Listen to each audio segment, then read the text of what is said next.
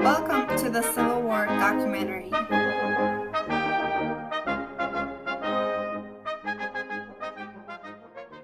Hey, you want to join the army? In our time much you gonna period, pay? General No bounty. Hooker and Couch were trying to point of recruit that? men to protect Pennsylvania from Confederate invaders. The Confederates were trying to get farther north. Men didn't want to join because they would not get a bounty, even though they were to be in operation for about 6 months. This was issued after a proclamation by Governor Andrew G. Curtin, in which he had officially confirmed an invasion by rebel troops. He wanted to enlist of the state's own property by their own people, which were the Pennsylvanians. It was to be organized by the War Department. Curtin's announcement was a result of a meeting with Abraham Lincoln and Edward M. Stanton. Signs of an enemy raid were becoming stronger every day, so he had gone there to discuss ways to protect and guard the northern border areas, particularly the southern counties of Pennsylvania. They all agreed that General Hooker's army must be reinforced. Their only recourse was to raise a force of emergency troops, which would be made up mostly by Pennsylvanians. The Union was trying to fend off the Confederates and protect Pennsylvania. The Confederates were trying to get farther north and invade Pennsylvania. At the beginning, Ewell and Lee were going to defeat Union battalions in Shenandoah Valley. This information was heard by Hooker of the Union, confirming that most of Lee's men had moved west and north. Hooker wanted information on Lee's position, so he sent some troops from a different cavalry to Jefferson. They were usually reliable, but this time they didn't really get anything substantial. Hooker didn't know what the Confederates were going towards the valley. Later on, Hooker received loads of information and headed after Lee and Ewell. On June 13th, both armies were on the move. Hooker divided the Army of the Potomac and set the left wing towards the Orange and Alexandria railroads to get to Lee. On June 15th, Hooker's army was on the march to get on the railroads. On June 17th, several Hooker's corps traveled northwest of the railroads. On the 28th, Hooker had resigned and Major General George Meade was his replacement.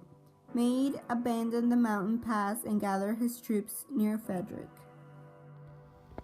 The Union wanted to protect Pennsylvania, but the Confederates got in Pennsylvania and all the way into Gettysburg, where the famous Battle of Gettysburg took place. The Union also wanted to get men to join, but no men would join, like they had hoped, because they wanted money out of it.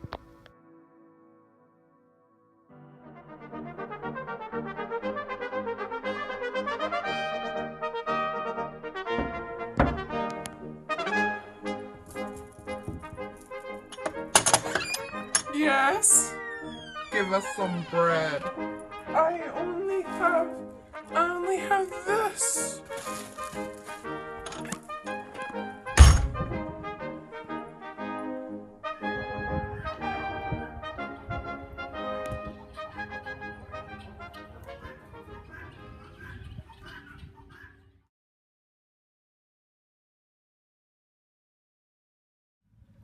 We're here interviewing Joe Hooker. He was the main general for the Union Army. And we have some questions to ask you. So, tell me, Hooker, what was your mindset? My mindset was on trying to figure out where Lee was heading and trying to split his path by the Orange and Alexandria railroads. I took very good care of my troops by giving them generous food rations and boosting medical care. Unfortunately, I was defeated at Chancellorsville, and General Meade took my place. The Confederate intentions were to get past Shenandoah Valley and past the border counties facing the south of Pennsylvania. So, how did you prepare for the war? I prepared my troops by giving them food rations and medical care, like I said before. Do you have any thanks you would like to send out to anyone? I want to thank my fellow men in the Union and being my best friends and drinking beer with me. I want to thank the President and I want to thank Meade. Goodbye. We just ended the interview with Joe Hooker, and that's it for today.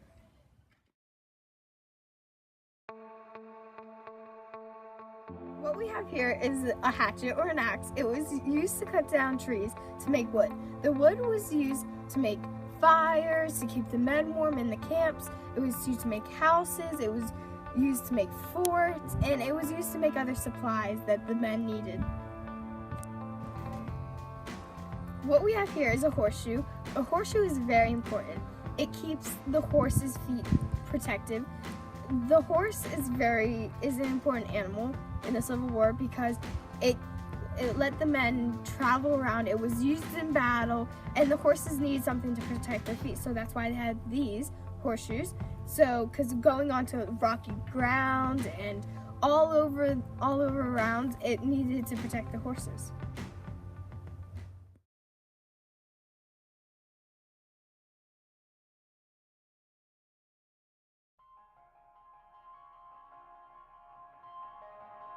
During the Gettysburg Campaign, Robert E. Lee's Army of Northern Virginia had surged across southern Pennsylvania at will until June 28.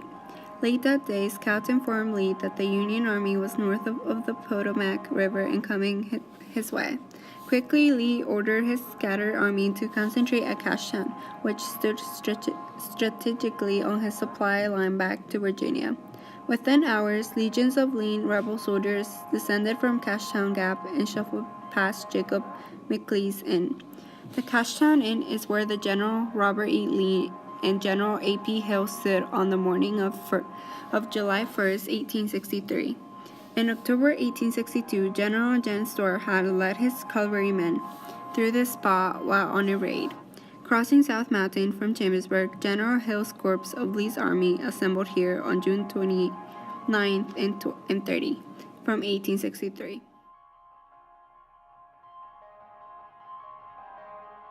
Caledonia was owned by 71-year-old U.S. Congressman Thaddeus Stevens. Caledonia Iron Works included a large clerical furnace, rolling mill, and associated buildings, stables, storehouses, a company store, and cottages for its 200 workers and their families. The furnace was destroyed in a raid in June of 1863 by Confederate cavalrymen under the command of General Jubal A. Early.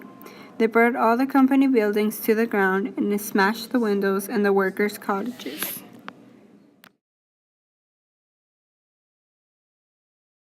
Something that was funny that happened in our packets, it said, as his brigade moved down the street in York, a 12-year-old girl ran up to Gordon's horse and handed him a bouquet of flowers. In it was hidden a note containing information about the strength and position of the Union forces at Wrightsville.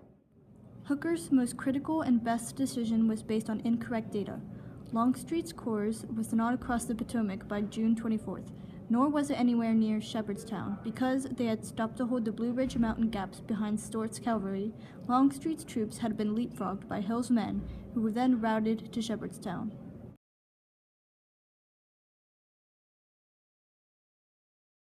Stuart of the Confederacy made his first mistake faced with the task of deciding which two brigades would remain behind and which three would undertake the movement. Stuart chose the best to accompany him. One of the other brigades had muffed one assignment and the other was barely on speaking terms with Stuart. Stuart had then badly misread the instructions in a letter sent to him by Lee. Then Lee wanted Stuart to pick an officer that was reliable enough to be with him, but Stuart denied this request, which was a mistake. Can you get me an officer that's really reliable? No, I'm sorry.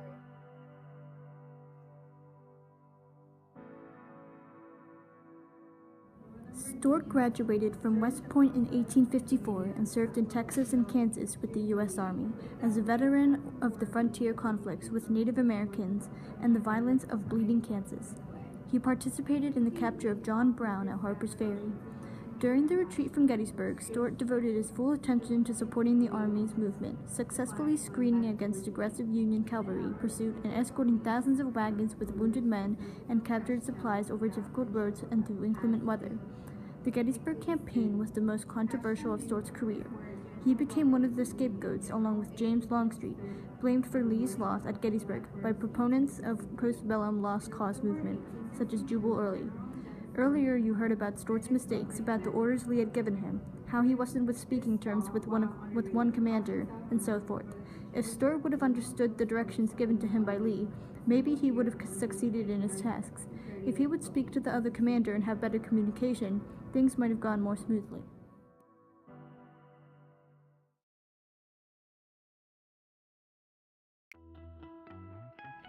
When the invaders actually came into Pennsylvania, a few Democrats, how many is not known, whether out of blind hatred for the Republicans or real sympathy for the South, welcomed and aided them. Others feigned support of the rebel cause as a means of saving their property from confiscation or destruction. Through charges abounded that the inhabitants of southern Pennsylvania were generally copperheads and disloyal to the Union. Very few cases of actual subversion were recorded. One famous incident was described after the war by General John B. Gordon, a brigadier general in Early's division. As his brigade moved down the street in York, a 12-year-old girl ran up to Gordon's horse and handed him a bouquet of flowers. In it was hidden a note containing information about the strength and position of Union forces at Wrightsville. General Patrick, Provost Marshal General of the Army of the Potomac, mentioned in his diary that there were large numbers of copperheads in and around Gettysburg, but he gave the name of only one person, an editor in town who had been brought before him on charges of aiding the enemy. Convinced by the testimony that the man had pointed out to Confederate officers the hiding places of some Union soldiers, Patrick had shipped him off to prison in Baltimore. After correlating information from several sources, Sharp felt certain that all of Ewell's corps were now in Pennsylvania, with cavalry detachments fanning out ahead of it. The troops preparing to cross the Potomac must be Longstreet's, as Sharp figured it. The enemy First Corps had been second in line of march since the movement began, and a rebel corps who had been taken near Harper's Ferry claimed to be from that corps. Williamsport was too far away to be monitored from Harper's Ferry, but Sharp had received data via Harrisburg that placed Hill's men over the river. In one of those sudden movements of brutal clarity, George Sharp realized that everything pointed to the conclusion that Lee's entire army, or most of it, was north of the Potomac. Even with this assessment in hand, Hooker held off on moving his army. He also had a report from his 12th Corps commander at Leesburg that 6,000 rebels, said to be commanded by Longstreet, were in the Loudoun Valley. Not until Sharp provided an additional confirmation from Harper's Ferry in the form of more prisoners professing to belong to Longstreet's corps, along with the word from his officer in Frederick, Maryland, that the last of Lee's entire army has passed through Martinsburg towards the Potomac. Was Hooker convinced? At 11:35 p.m. on June 24th, orders were sent to Oliver Otis Howard and his 11th Corps to cross the Potomac the next morning. The rest of the Army of the Potomac would follow.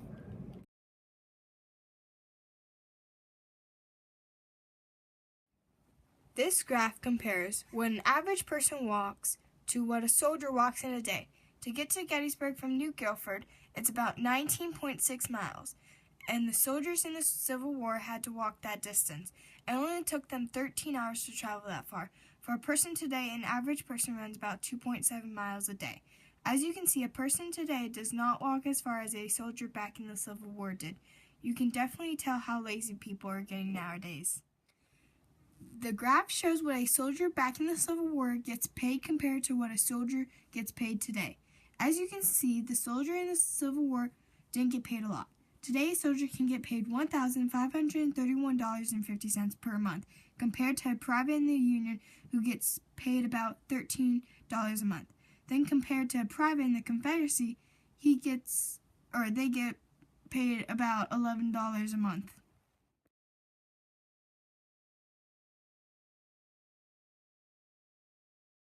Rendezvous. A meeting at an agreed time. I gave orders that everyone was to rendezvous elsewhere, but I'm happy you're safe. Harrying. Persistently carrying out attacks. The deliberate harrying of the Midlands by Margaret's northern levies was a new departure and one bitterly resented. Bushwhacking. Living in an uncultivated country. And guerrilla warfare. Rather than bushwhack, we satisfied ourselves with a long view of the area.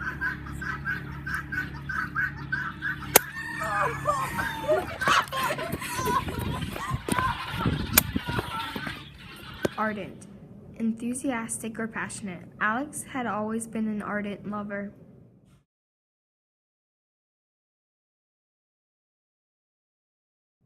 Emissary, a person sent on a special mission. Mr. Foltz is on an emissary mission. Apathy, lack of interest. How can we overcome voter apathy? 1842, Couch entered the United States Military Academy at West Point, graduating 4 years later, 13th out of 59 cadets. On July 1st, 1846, Couch was commissioned a brevet second lieutenant and was assigned to the 4th U.S. Artillery. At the outbreak of the Civil War, Couch was appointed commander of the 7th Massachusetts Infantry on June 15th, 1861, with the rank of colonel in the Union Army. That August, he was promoted to brigadier general with an effective date back to May 17th. He was given brigade command in the military division, then Army of the Potomac that fall, and the Couch was given divisional command in the VI Corps in the following spring.